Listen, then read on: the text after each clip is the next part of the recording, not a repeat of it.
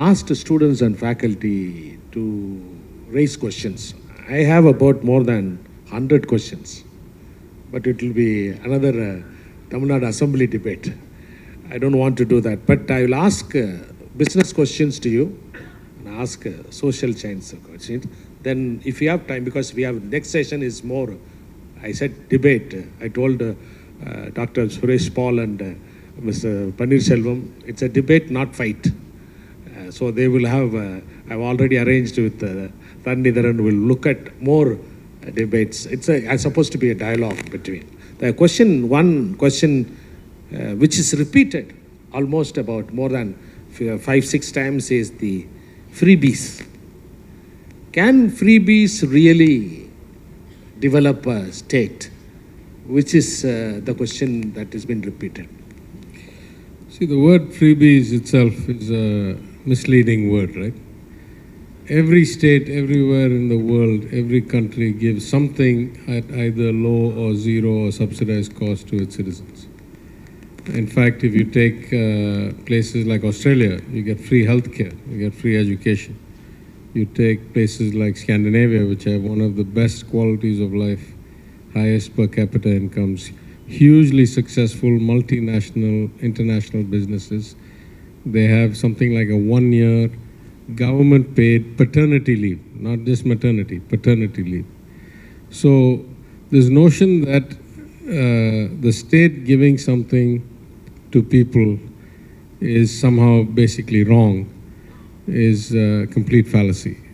I'll get the politics out of the way first. After all these debates that have been going on at the national level, I don't know if any of you have kept up with the manifestos given by both the major parties in Himachal Pradesh and Gujarat.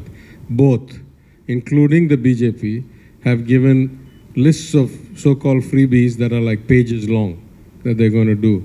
And my friend, the Honorable Union Finance Minister, tweeted some 15 of these as a statement of how women were going to benefit should the BJP come back to power in Himachal Pradesh. So let's get the politics out of the way. Now the reality is, what is at the core of freebies, right? There are only two real questions. The first question is, are you making people lazy and dependent by giving them something that they otherwise could have earned? Question one. Question two, should it be given universally to everybody, or do you really find those in need? I don't think anybody in any society says, find those in real need and don't give them something, right? So those are taken for granted. So the real question is, how universal should it be, and what kinds of things should be supplied by the state or given by the state or covered by the state? And I've talked extensively on this many places, so I'll try to be as brief as I can. I think there are things that the state does which are critical, right? If we don't give free food in schools, we're now expanding it to free breakfast or school-provided breakfast, then we will not be investing in the nutritional development and therefore the physical development and therefore the mental capacity to learn of our children. Any society's competitiveness in the global market that we all exist in today is defined primarily by your weighted average productivity of your citizens. And if you cannot get them the right nutrition and the right education when they are young, everything else is lost after that. If you don't bring them from birth, from maternity to, let's say, a teenage with full nutrition and full access to education, after that, all your other interventions are irrelevant. You cannot make up for that loss. So whatever we do on those things, I think it's beyond debate that those are critical. And I don't think we're doing it in such a way that it is making anybody lazy. And we're certainly not doing it in all schools. We're not doing it in rich people's schools. We're not doing it in affluent areas and so forth. So those and all should be beyond debate. There's a whole other set of government-sponsored schemes like health insurance, like what used to be the Tali Kitangam and the marriage assistance schemes, which I have defended, saying they're like insurance against falling into a debt trap if it was executed right. We didn't change away from the Tali Kitangam to the Pudumaipen scholarship scheme because we were against that. We changed because it had not been implemented for 4 years, and therefore the backlog was so high, and the risk mitigation value, that is to prevent a family falling into debt for a child's wedding, that value had already been lost because it had been 4 years since the wedding had happened for some people and 3 for some and 2 for some others. So we changed it. So if there is a risk mitigation program, whether it's crop insurance, health insurance, life insurance, accident insurance, or falling into debt insurance for special events like weddings, then it's justifiable. If you start looking at certain freebies, I personally am a huge critic of the so-called 25,000 rupees to get a two-wheeler, because it was minuscule. It affected only 100,000 people out of a state of 8 crore, out of 3.5, 3.8 that crore that work in a state where we're trying to promote a public transport system. For example, it was much, much, much better to give free bus rides to women than to give 25,000 rupees per person to 100,000 people for two-wheelers, because that is, again, pollution-inducing, extra crowding. We don't even have the infrastructure to have those existing two-wheelers. We're already like the most dense two-wheeler state in the country. We have 2.33 crore ration cards and something like 2.8 crore registered two-wheelers. No other state in this country is anywhere near that. It partly has to do with per capita income, purchasing power, etc. But we haven't built the roads or the parking or the traffic systems to cope with that. Why would we burden ourselves more? So clearly there are some things which are just poll gimmicks and which don't increase productivity either directly or indirectly or immediately, and don't reduce risk. Those I would consider to be wasteful. So let's leave the quality of the freebie or the nature of the freebie or the program aside. I, for one, am all for making sure it goes to the right people, because if it goes to people who don't need it, not only is it an inefficient way for you to spend the money of a limited resource that the government has, but if you give money for nothing to people who otherwise will not use it for core needs like food or clothing, then you are actually supplementing inflation. You are pumping increased money into the system for no increased productivity or no improved quality of life on an immediate level. So I personally am all for understanding who should get what and ensuring that only those people get it. For example, we give old age pension, widow's pension, differently able pension. I think we should do more of that. We should have better data, and we should give more money than we give now. I've raised this issue many times. I said, why is it that all the government servants get twice a year cost of living increases, but the old age pension and the widow's pension has not been increased for 10 years? Don't they have an inflation problem? Don't they purchase goods that also go up in cost? So I think, the more you target, the greater the efficiency of the government spending, and the lower the likelihood that you will get unintended consequences like inflation or other malfeasance. I'll give you another example. If you give money as cash, in my view, there are a lot of things that could go wrong with that. I don't want to go too much into the details, but when we gave the 4,000 rupees per card, as the Chief Minister promised, and as he directed us to do in 21 during the depth of the crisis, best thing we did, we were happy to spend the money, it lifted the bottom of the pyramid, it kept us from going deeper into recession. All those things were true. But there were many, many instances where people who had never ever used a ration shop before the 4,000 rupees and never come to the ration shop after the 4,000 rupees still took the 4,000 rupees. Then you ask the question, if that many, and it was not like few, right? It was lakhs. If that many lakhs of people have never come before or after, is it that people who don't otherwise need government subsidies decided to come just because they wanted the 4,000 rupees? Or is it that the data systems are so poor that we can't really tell who's taking and not taking? So these kinds of complications arise when you start trying to execute without proper information. And so the last thing I'd say is, to do the right kind of targeting, you need a lot of information, and you need to cross-reference a lot of different data sets that already exist. And that's what we announced in 2021 in our budget as part of the data purity project. And it has hugely helped us, especially in things like the dual loan waiver. Our costs have been dramatically reduced by cross-referencing and finding the kind of people who otherwise, let's say, had 100 sovereigns of jewelry and they pledged it in 12 different or 15 different places because of the 5 sovereign limit. So we were able to eliminate a lot of those, and that saved us a lot of money and a lot of bad outcomes. I have another question. I'll ask the question, but I will allow you to sip the coffee, but chew it on.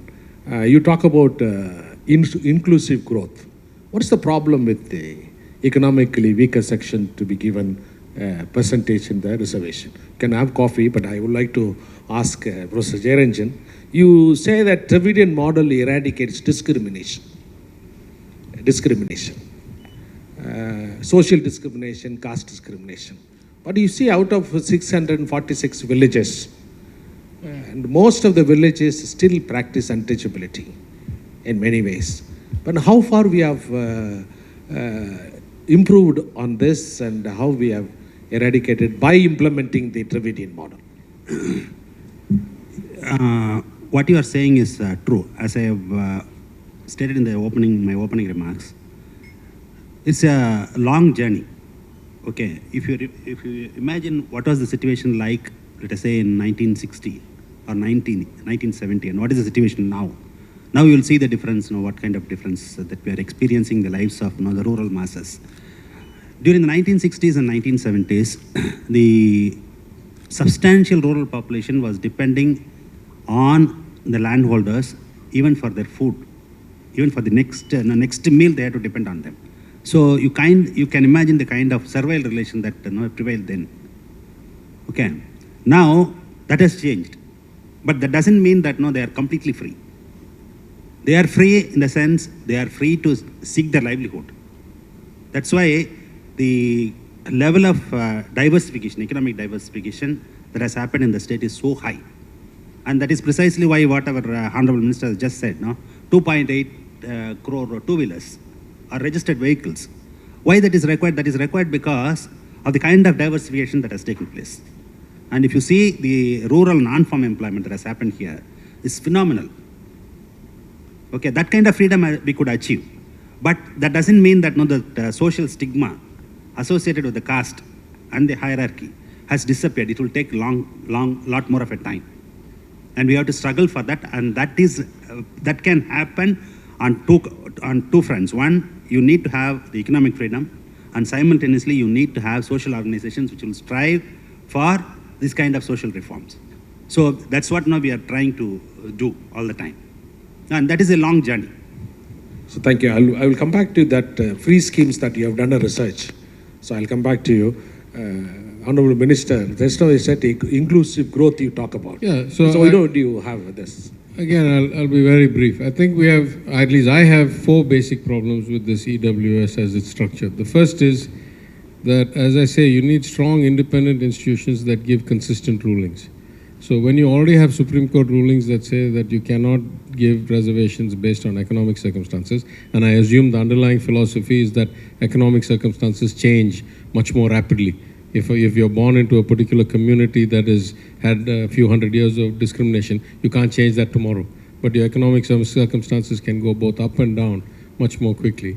And if you have a Supreme Court ruling that already, or a precedent that says there's a ceiling on reservations, etc., then to violate that seems like making the quality of the institution and the clarity of the law worse.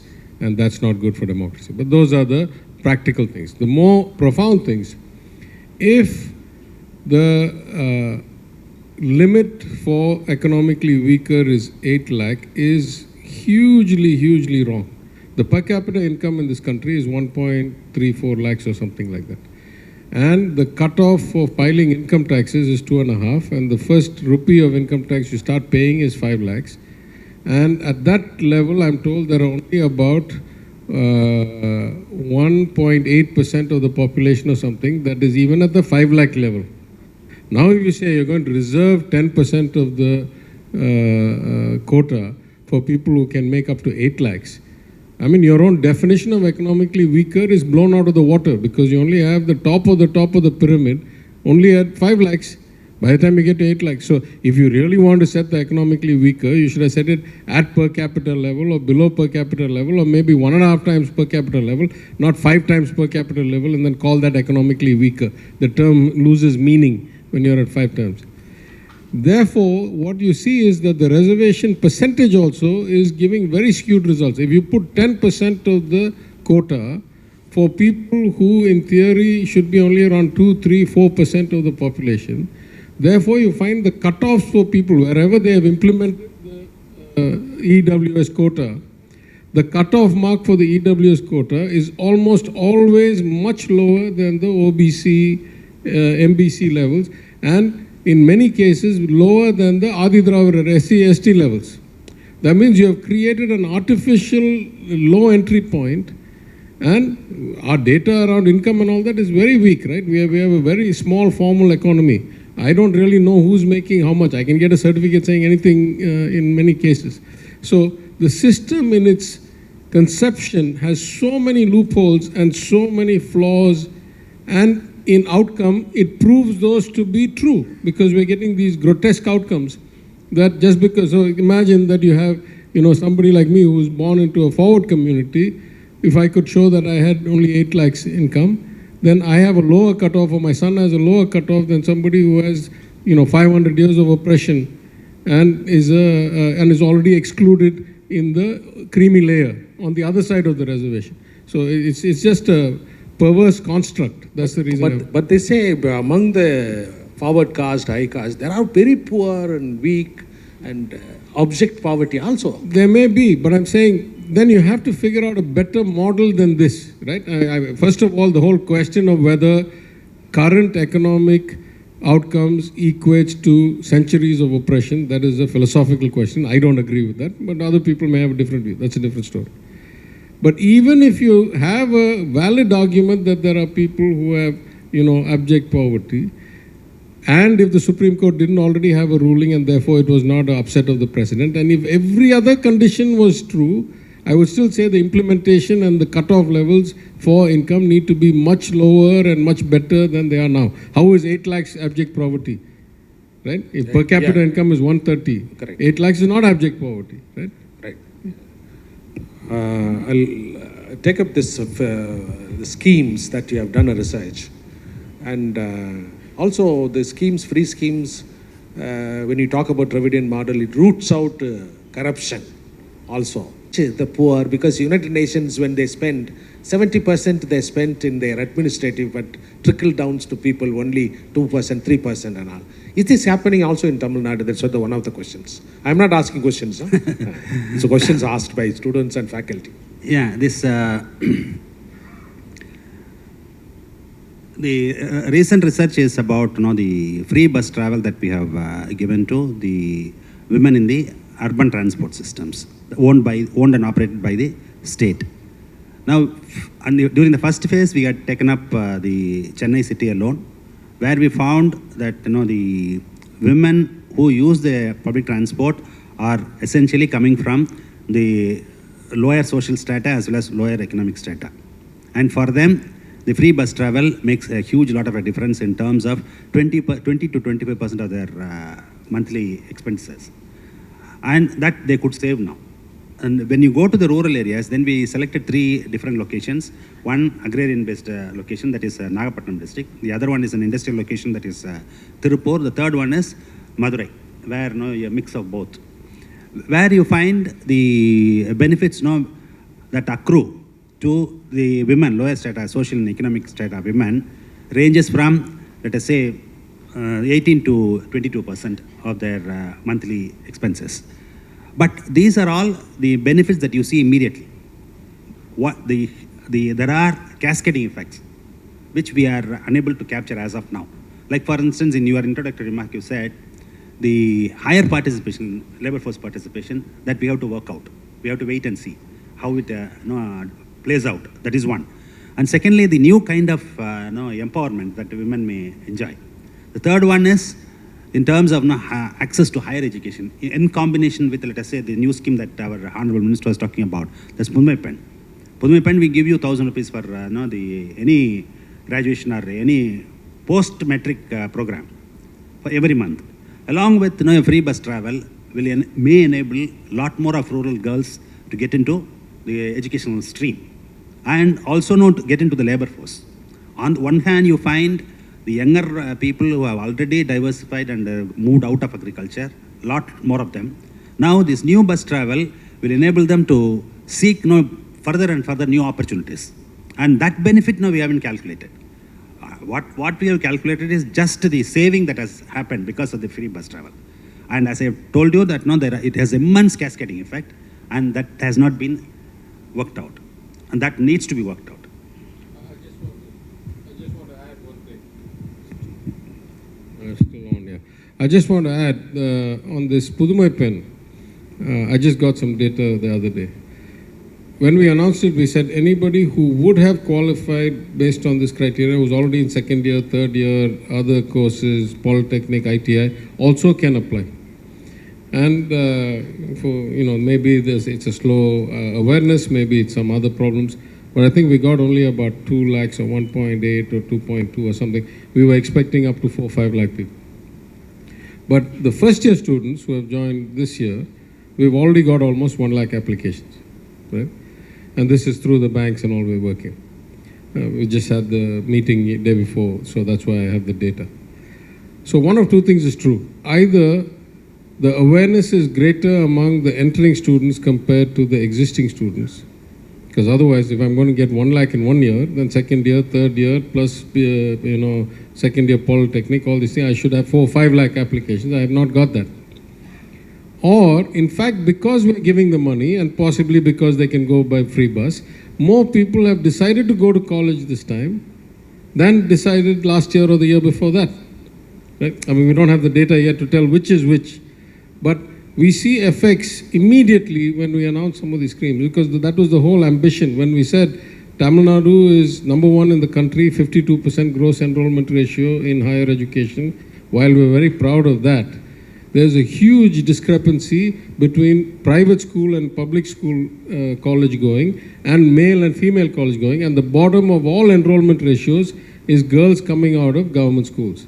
So when we give this 1,000 rupees, if there is any connectivity between intent and outcome, then we should see a huge jump in girls who choose to continue their education rather than drop out because they can't afford it, right?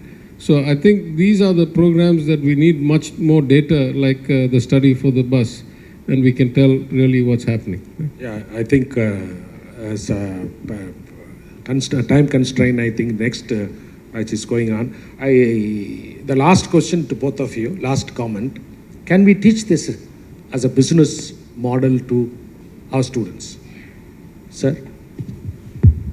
If you are teaching ethics and business, I think you can very well teach the Dravidian model and as a development model. Yeah, financial model? Yeah, I mean, again, I go back to the core, right? The nature of most corporations is to increase market share, increase profit, increase margin, grow the business. If you want to do that, a calm, stable, predictable environment with consumers who have purchasing capacity and workforce that has productivity helps you in every way, because every business today, whether you like it or not, you're in a global competition, right? Even if you're a SME, there's people who can import and sell, or people who, other SMEs who are competing with you. So in the sense that this model increases weighted average productivity, increases per capita purchasing power, and increases the likelihood of a harmonious society, all these are crucial to successful business outcomes. Therefore, I think it's eminently suitable that we should teach this to business people.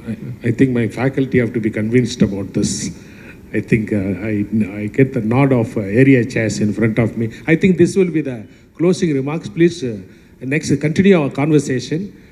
Because of the time, I'd invite immediately onto the stage Mr. Tharanidharan, S. Paneerselvam and Suresh Paul. Let's give a good hand to the panelists. Thank you very much.